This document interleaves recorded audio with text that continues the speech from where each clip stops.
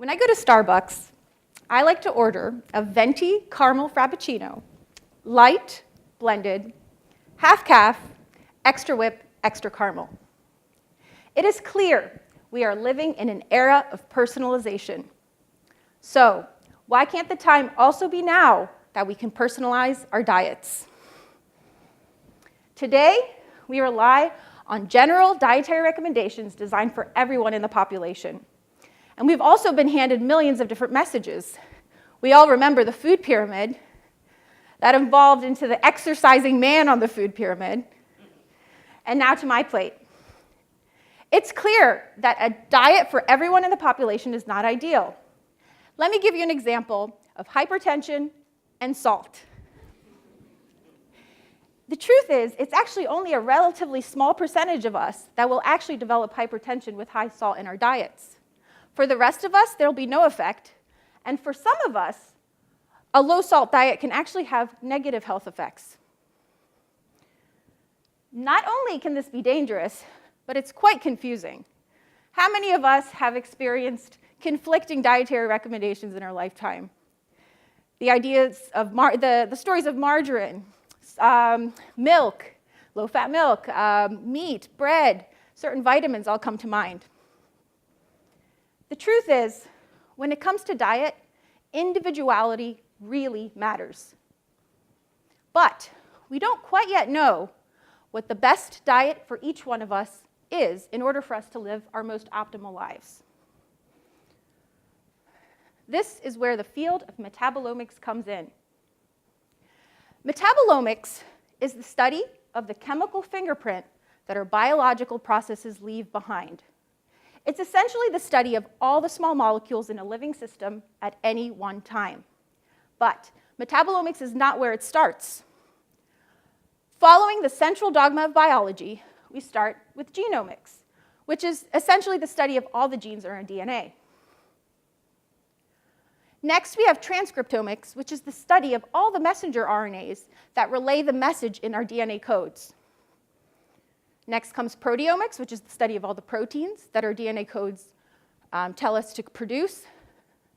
And finally, we have metabolomics, which is the study of all the metabolites that the enzymes in our proteomes create. Think of it like music. Genomics is the written down musical notes. Transcriptomics is the musician that interprets the notes. Proteomics is the musician's fingers on the piano keys. And metabolomics is the sound of music. What makes metabolomics even more special is it's the closest expression of who we really are, what we call our phenotype. To complicate matters, our metabolic profiles are not only influenced by our internal biological processes, they're also heavily influenced by our environment, such as the foods we eat, and our microbiomes, which are essentially all the microorganisms that live within us. It's really until relatively recently that we have been able to develop powerful analytical instrumentation that allows us to study our metabolic profiles at a global scale, or truly begin to understand the music. When we combine metabolomics with the other omics technologies, what we call the omics revolution, we now have the ability to study our bodies as the complex systems they are. I became passionate about this field through my research on broccoli. Through my research, it became evident that broccoli has incredible power to give us health benefits. For example, broccoli has the ability to inhibit cancer progression at every stage. But broccoli is not a perfect food. Many of us don't like the way it tastes. For those with sensitivity, it could wreak havoc on our thyroids. And we know it all can cause the occasional intestinal gas. But what if we could create a broccoli that not only tastes great, but gives us optimal nutrition so that we could have healthy thyroids, no gas, and feel great? Not only can metabolomics allow us to determine what the best diets are for each one of us in the population, but it can also help us determine the foods of the future. And that's only one of the potential earth-shattering applications metabolomics can have on our lives. I'd like to highlight a unique and powerful interdisciplinary program we have here at Ohio State, what we call Crops to Clinic. It brings researchers from the departments of horticulture and crop science, food science, human nutrition, and medicine together so that we can develop the foods of the future to better our health. One of the studies being born out of this interdisciplinary team looked at the effect of soy on men with prostate cancer. Soy has long been touted to have great health benefits, with the active ingredients thought to be what are called isoflavones. The study made the front cover of Cancer Prevention Research. What we see here is that each horizontal line represents an individual on the study, and the different colors represents the different metabolites that were produced upon the consumption of soy. It's clear that there is tremendous intervariability on each one individual upon the consumption of the same diet. We tend, however, to cluster into 4 phenotypes.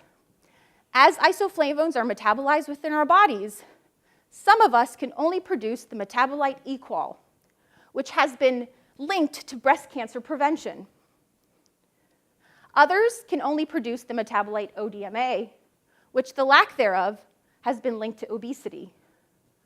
Some of us can produce all the metabolites, and some can produce none at all. Understanding this type of information of how each one of us metabolizes foods differently will allow us to determine what foods are best for us so that we can have optimal health. So what metabolomics allows us to do is depart from this one-size-fits-all approach to dietary recommendations. This is actually already a reality with companies such as Habit, a Campbell Soup company-owned enterprise that promises us to give us information on the foods that are uniquely right for you. All you really have to do is send them a small blood sample after consuming their breakfast shake designed by them, and then what you get back is an easy-to-navigate eating plan. It's clear that the public is interested in investing in this type of personalized dietary advice for themselves as well as their loved ones.